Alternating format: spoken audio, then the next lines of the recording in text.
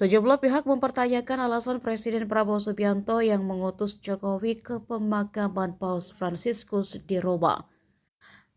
Dan bukannya Wakil Presiden Gibran Rakabuming atau Menteri Agama Nazarudin Umar.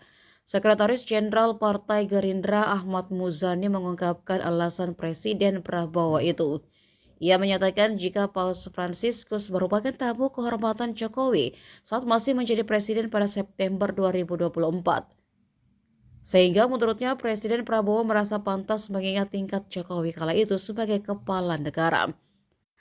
Selain Jokowi, utusan lainnya adalah Wakil Menteri Keuangan Thomas Juwandono, mantan Menteri Perhubungan Ignatius Jonan, dan Menteri HAM Natalius Pigai.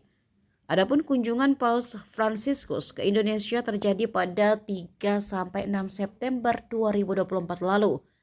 Itu adalah suatu momen bersejarah dalam hubungan antara Tahta Suci Vatikan dan Indonesia. Diketahui Paus Fransiskus wafat pada usia 88 tahun pada Senin 21 April. Paus Fransiskus akan dimakamkan pada Sabtu 26 April waktu setempat di Basilika Santa Maria Maggiore, Roma, Italia.